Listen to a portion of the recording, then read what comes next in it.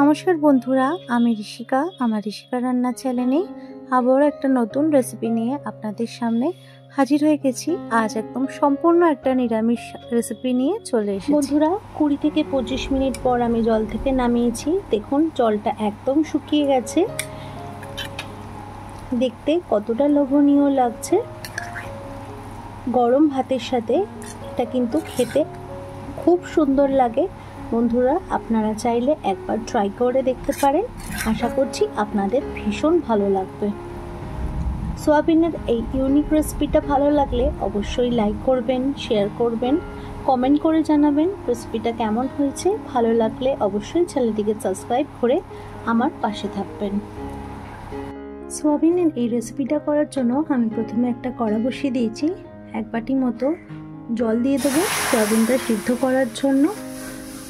জলটা একটু ভালোভাবে গরম হলে সোয়াবিনগুলো দিয়ে দেবো সোয়াবিনগুলো সিদ্ধ করার জন্য।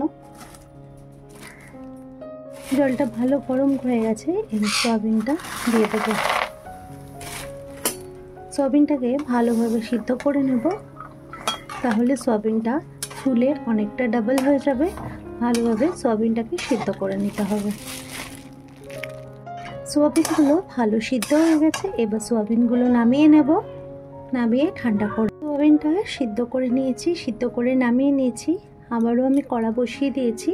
এবার আমি বাদাম 25 গ্রাম মতো বাদাম আমি এখানে ভালো করে ভেজে নেব শুকনো কড়ায়।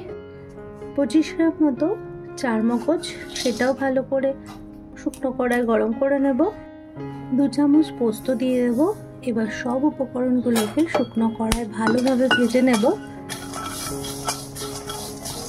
নিয়ে ভালোভাবে মিক্সি করে নেব। শুকনো কড়ায় ভালোভাবে এগুলোকে ভেজে নিয়েছি, এবার নামিয়ে নেব। সোয়াবিনগুলো ভালোভাবে সিদ্ধ করে নিয়েছি। এবার সোয়াবিন থেকে যেন একটুও জল না থাকে সেরকমভাবে সোয়াবিনগুলোকে এরকমভাবে চিপে নিতে হবে। চিপে নিয়ে আর একটা অন্য বাটিতে নিয়ে নেব। সমস্ত সোয়াবিনগুলো এরমভাবে জল চিপে নিয়ে আমি মিক্সি করে নেব।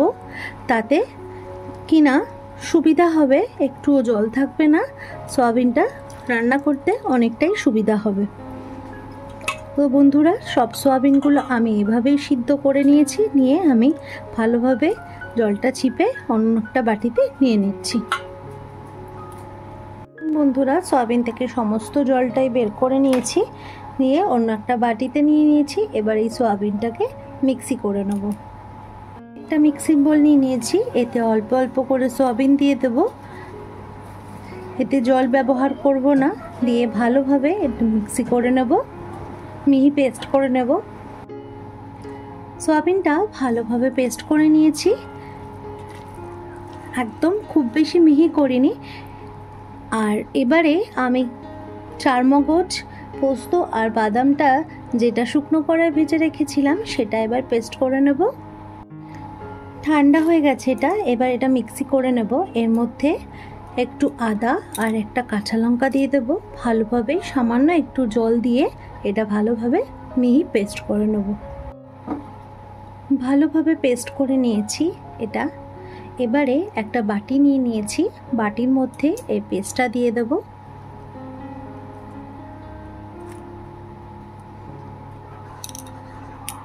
মিক্সি ধুয়ে সামান্য একটু জল দিয়ে দেবো এর মধ্যে।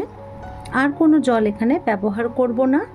এবারে যে সোয়াবিনটা আমি সিদ্ধ করে ভালোভাবে পেস্ট করে রেখেছিলাম, এবার সেটা এর মধ্যে দিয়ে দেবো।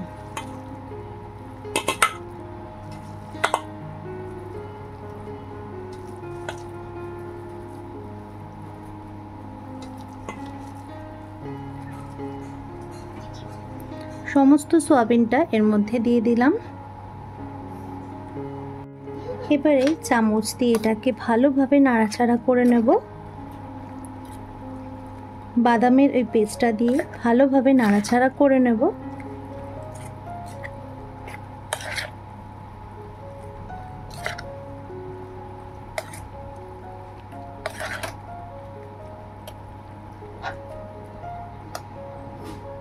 এবারে এর মধ্যে একটা কাঁচা লঙ্কা দিয়ে দেব।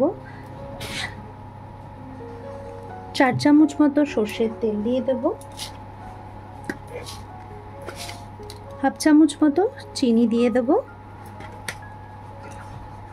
স্বাদ মতো নুন দিয়ে দেবো, দিয়ে ভালোভাবে এটাকে মিশিয়ে নিয়ে এবার এটা আমি ভাপাতে বসিয়ে দেবো।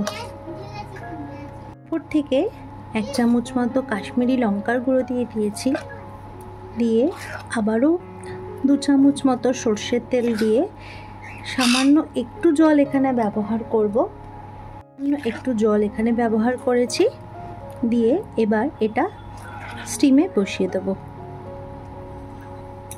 আরও আমি এবার কড়া বসিয়ে দিয়েছি, এবারে এর মধ্যে জল দিয়ে দেব। এবারে টিফিন বক্সটা এর মধ্যে বসিয়ে দেব।